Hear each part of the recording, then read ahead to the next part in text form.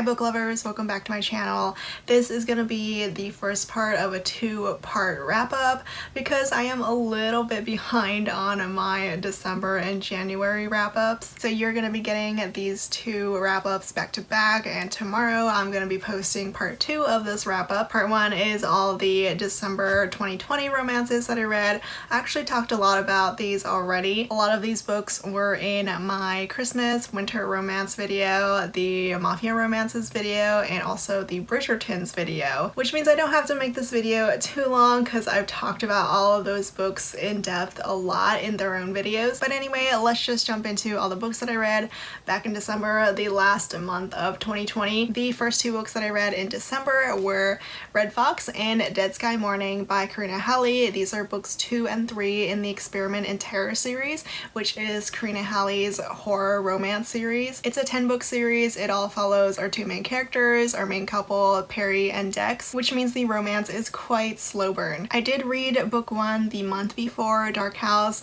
I liked it, but I wasn't 100% sold on the story just yet. But now that I am 3 books in, I am very much invested. The romance in the first 3 books is still building. We don't have our happy couple yet, though there is a lot of tension between Perry and Dex. So Perry and Dex are involved in these supernatural occurrences because they can see paranormal things like ghosts. They actually film everything that they do. It's kind of like a paranormal reality show. Each book has its own little mystery. Book 2, Red Fox, Perry and Dex go visit New Mexico because there's something strange going on there. This Native American couple in New Mexico is being haunted by ghosts and things that they can't see. And then book 3, Dead Sky Morning, they go to this little mysterious island in the Pacific Northwest. They investigate this mysterious island, this haunted island that's full of these really dark secrets. I did end up liking these 2. Red Fox was 3 stars for me. Dead Sky Morning I liked a little bit more. This was 4 stars for me, and definitely the book that got me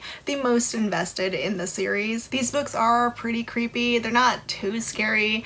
I'm a scaredy cat. I can't watch horror movies or things like that, but reading these were fine. It's nothing too insane or gory, but it's definitely got a lot of suspense and mystery. I really liked Perry, our main heroine. She is a very lost 20-something-year-old who doesn't really know what she wants to do in life, but since she happens to see ghosts, she goes along with this show that she and Dex are creating. Dex I'm still holding out on a bit because he's still got a girlfriend, though things do pick up a little bit between them in book 3 finally. It's been a good series so far. I'm not in love with it yet, but I have been enjoying myself. These books would be perfect to read if you're in the spooky mood. I've still got quite a way to go though with this series. I still have 7 books left, but I will eventually finish the series someday. And then December was a month that I binged on the whole Bridgerton series by Julia Quinn. I read all 8 books in about a week and a half. If you haven't watched it already, I do have my Bridgerton book series video. It is my most viewed video so far because I mean the show came out and everyone just wanted all the Bridgerton content. But yes, I did read all 8 books. I'll do a little overview of the series, but if you want my like full-length thoughts, full-length reviews, you can go watch that video. Book 1 is The Duke and I, and the one that was adapted into a show, into the first season of Bridgerton. This one I gave 4 stars. It's like 3.5 to 4 stars. Not my favorite of the series, but still really enjoyable. It's got the brother's best friend trope, the fake dating trope, fake engagement trope. Simon and Daphne pretend to be dating so that Daphne can get more suitors, and so Simon can get all the matchmaking moms off his back. It is a great intro to the series. You get to meet all the characters, all the Bridgerton. The whole Bridgerton family is just hilarious. I really enjoy them. When I read it back in December, it was actually my second time reading this book, and I'm pretty sure I liked it more the second time around. This is also what the back cover of the original looks like. I've shown the back covers and the step backs for the Bridgertons so many times, but anytime I'm holding a book with a step back or a back cover like this, I have to show it to you guys. Book 2, The Viscount Who Loved Me, is Anthony's book. This is his step back. This is the book that we're getting for season 2, and I personally love Anthony in the show more than Anthony in the book. Anthony in the book annoyed me like crazy. The saving grace of this book was the heroine Kate. Kate is one of my favorite heroines of the whole series. She is just so amazing, so tough. She does not take any of Anthony's shit. Anthony is a total dick to Kate, but luckily Kate doesn't just sit back and let him walk all over her. She gives as good as she gets in this enemies to lovers romance. I gave this one 4 stars. It probably would have been a 3, except that I loved Kate that much that I'm bumping it up to 4. I am very excited to see how they're adapting this one. I really want to see Pall Mall. I want to see the forced engagement thing. Book 3, An Offer from a Gentleman, is the Cinderella retelling, and it's Benedict's story. Sophie and Benedict have their Cinderella night together. They meet, they fall in love, but Sophie hides her identity, she hides her face, and when the clock strikes midnight, Benedict never sees Sophie again, at least not for another 2 years. Sophie, it turns out, is the bastard daughter of an earl. She has been treated like a servant by her stepfamily. So if you love romances between characters that are from different classes, this one is great. This is one of those historical romances where the hero ends up getting sick and the heroine has to take care of him. Benedict is a total sweetheart. I love him even though he doesn't recognize Sophie after 2 years. I adored this one though. I give it 4 stars. It was my favorite back when I first read the series but didn't finish. And then book 4 is Romancing Mr. Bridgerton, and probably a lot of people's favorites besides book 2. People either love The Viscount Who Loved Me the most or Romancing Mr. Bridgerton the most. This one is Colin and Penelope's book. Their romance has been set up since practically the first book, mainly because we know Penelope has had a crush on Colin since forever, but sadly he does not feel the same. It's Unrequited Love, which is not my favorite, but I ended up really enjoying this one. I give it 4 stars. It is friends to lovers, but once Colin realizes that Penelope is the one for him, that she is this amazing woman that he's been missing out on.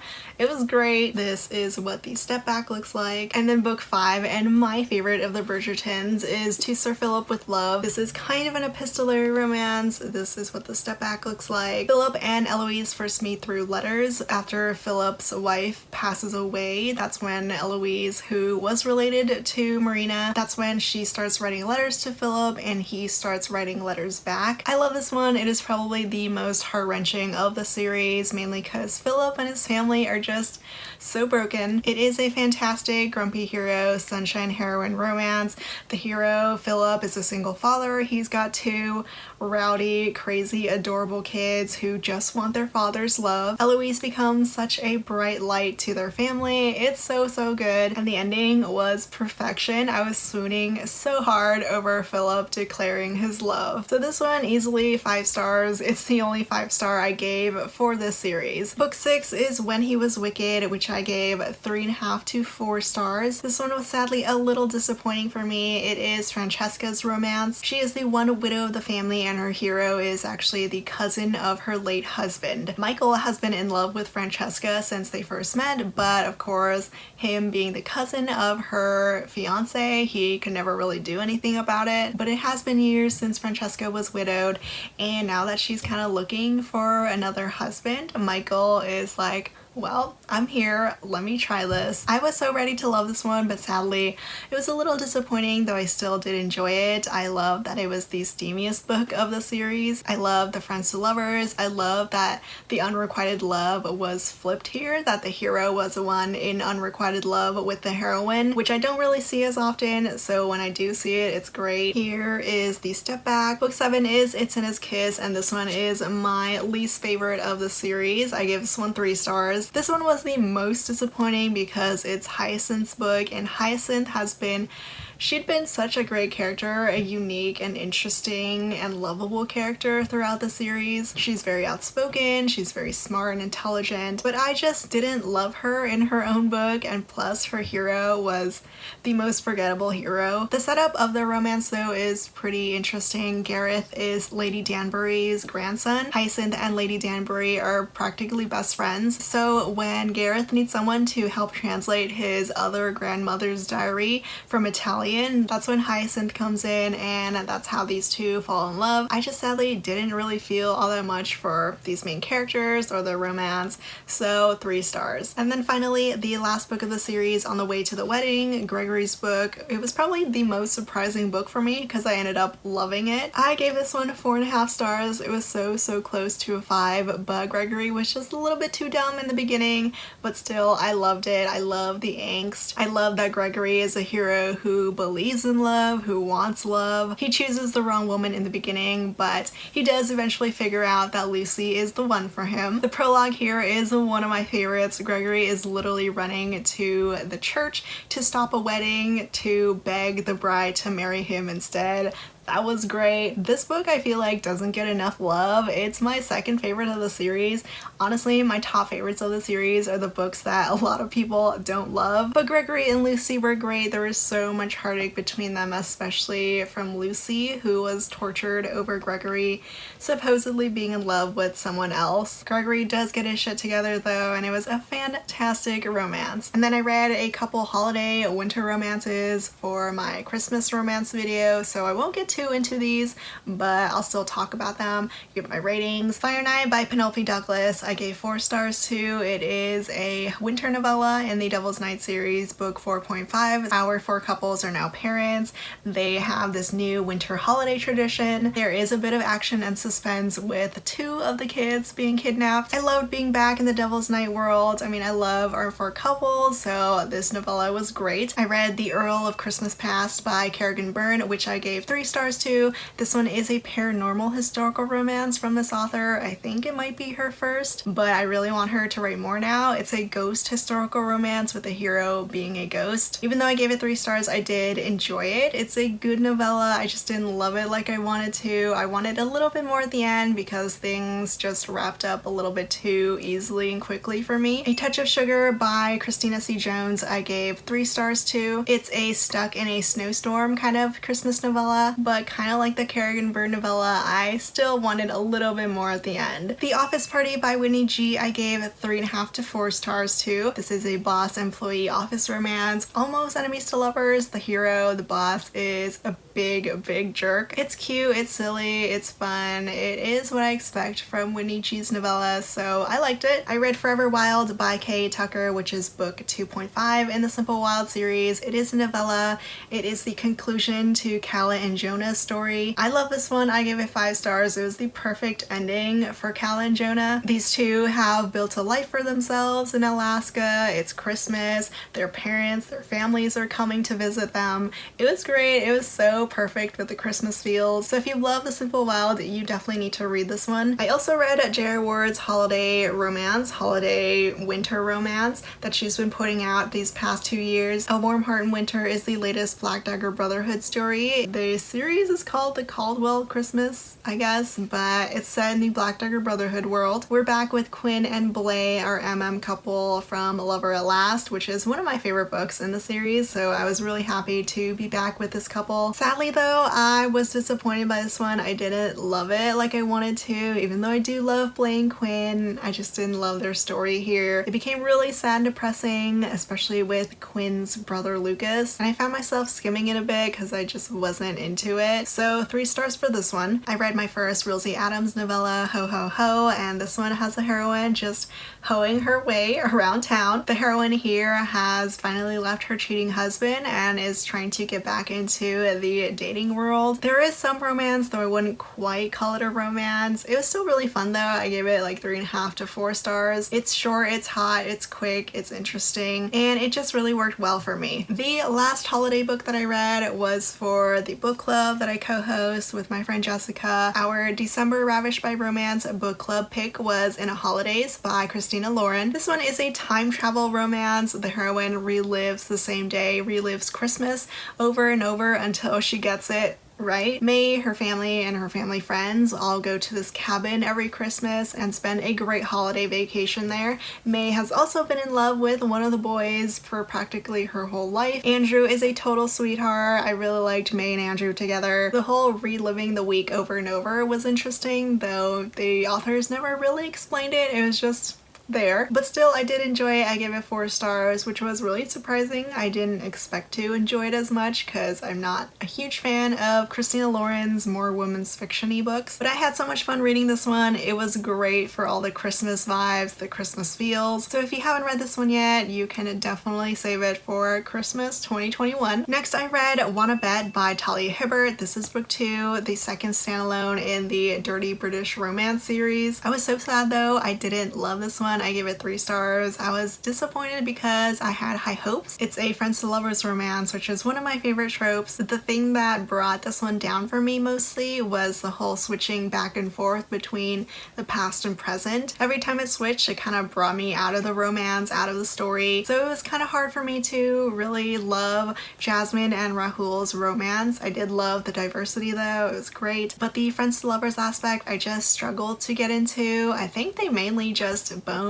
in the past chapters, so I never really saw how they fall in love even after they become friends. So this was an okay one. Didn't love it, didn't hate it. Next, I read Asher by Carrie and Cole. This is the 6th and last book in the Ashes and Ember series. I'm pretty sure it's the last book. I don't know if there's any other character that needs a story, but this one is an amnesia romance, an amnesia rock star romance. I gave this one 4 stars because it is a great angsty second chance romance. The main characters are married, but then the heroine gets into an accident and completely forgets about her husband and her family. Amber now has to learn how to re-fall in love with Asher. Asher has to deal with the fact that the woman who has woken up from a coma after 7-8 years is not quite the woman that he fell in love with all those years ago. There's a lot of heartache, a lot of angst, a lot of hurt. I love the whole amnesia trope, and this one worked really well. I actually liked how it played out because the heroine is not the same person anymore. So it's almost like Asher and Amber are trying to create this new romance together and not just trying to go back to the past when they first met and fell in love. And then I read The Mess that was 365 Days. This is the mafia romance that was adapted into a movie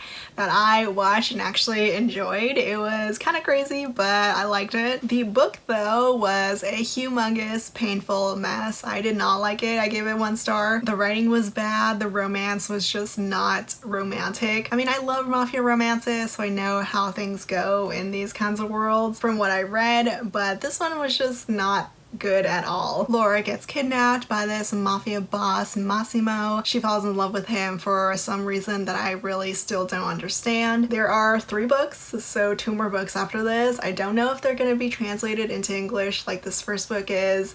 I don't know if I want to read them, but maybe. I do want to watch the movies though. Hopefully they do the whole trilogy because I really want to see how things play out. I have a video review of this book.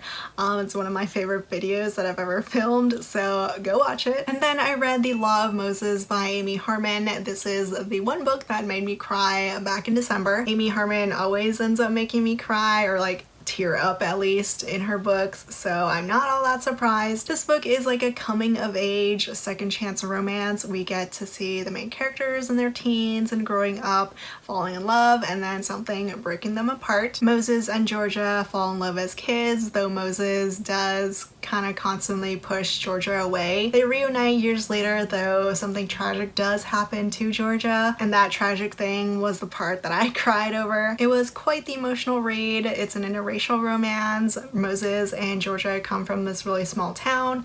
Moses leaves to go find himself, create a better life for himself. The heroine is of course left behind. Typically I don't love this kind of setup, this whole small town romance setup, but I just love Amy Harmon's writing. I liked how she wrote this one. I liked her storytelling here. And also she made me tear up, so 4 stars for this one. I also read The Darkest Sunrise by Ali Martinez. I've been reading more Ali Martinez books because they're on my Libby app. This is the first book in a duet, and of course it is another emotional romance from Ali Martinez. The main characters are single parents, except that the heroine's child was stolen from her when that child was a baby. That I was not expecting. It is a gut punch from the very beginning. Charlotte is broken from this, obviously. She ends up meeting Porter, who she connects with because she can sense a brokenness inside of him. I really like the romance. I give it 4 stars. stars. I will say though that the whole mystery thing with the baby was a little bit too obvious. I mean, I guessed it from almost the beginning. That part was a little bit too predictable, but otherwise it was a great romance. I really liked it. Next up, I read Blitzed by Alexa Martin. This is the third book in her playbook series, her football romance series. I have really enjoyed the series. I gave the first 2 books 4 stars,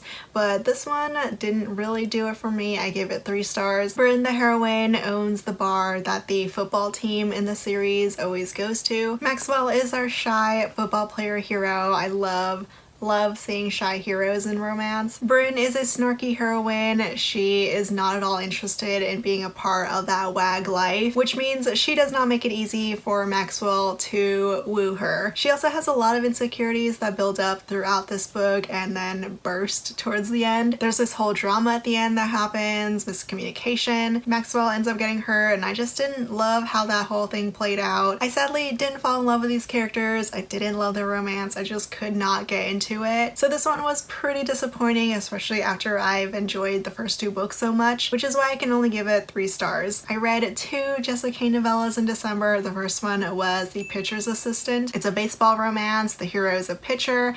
The heroine wants to be a sports reporter. The hero is over the top obsessed with the heroine from the moment that they meet. It's classic Jessica Kane. It is a fairly good read. I give it 3 stars. Burley was the other Jessica Kane book that I also gave 3 stars to.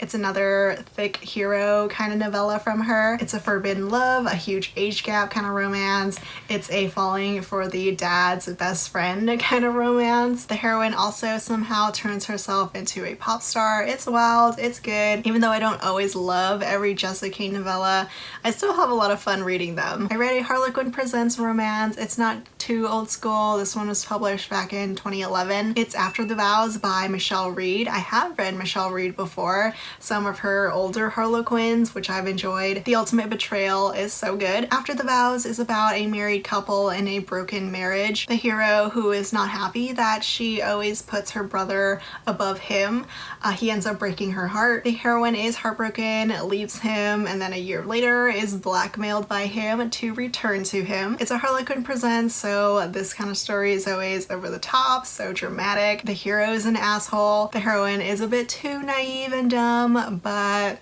I do like Harlequin Presents books. I gave this one 3 stars. It's not my favorite from Michelle Reed, but it was still enjoyable. I really like the angst, though I would have wanted a little bit more groveling from the hero. And then I read The Stopover by T.L. Swan. I've seen this book around on Goodreads, on Instagram. People love this book and this series, so I went into this one with pretty high expectations, and sadly I only gave this one 3 stars. I definitely did not love it as much as everyone else did. It was fine for a CEO type of romance. I did like the setup where the main characters meet during a flight. The plane was grounded, so the 2 of them spent the night together in the city. Never saw each other again until a year later, where the heroine ends up working for the hero. Emily and Jameson have a very steamy romance, but I just didn't really get into it all that much besides the steam. Once they reunite and start working together, they are still cute and hot, but I just didn't love them. It just wasn't all that unique to me. Nothing about it, nothing about the CEO romance stood out. Like, it was fun while I was reading it, but after I finish, I would not think about it ever again. The Miles High Club series centers around the 4 brothers. I think it's 4 brothers. So I did like the brotherly dynamic, but otherwise it was an okay read, 3 stars. I ended up reading a couple more Montlake romances, Amazon's romance publishing imprint, because I have KU and Montlake has like the KU and audio for free. So I read Not My Romeo by Ilsa Madden Mills. This is her sports romance, the first book in her sports romance series. The hero is a football player, he's a quarterback. He and the heroine end up going on a blind date together. It was an accident though. Elena wasn't supposed to meet Jack for her blind date. He just showed up. This one I gave 3.5 stars to. It was good, like a good, okay kind of a sports romance. I like the writing writing, but I just wasn't all that sold on Jack or Elena. I did love though that Elena is the small town librarian. That was really cute how the quarterback is paired with a librarian. I did enjoy the beginning a lot. I love the whole blind date setup, the meet cute, but after that things kind of dragged for me. I wasn't as into the romance anymore. There's a couple misunderstandings and them just not communicating with each other that happens a lot. But even though I didn't fully love this book, I would still read some more sports romances from Ilsa Mills because people seem to really love her. I read The Wreckage of Us by Brittany C. Cherry. This is a small town romance with a heroine who is kicked out and ends up working with the hero on his family's farm, and the hero wants to be a rock star. Hazel and Ian do not get along at the beginning.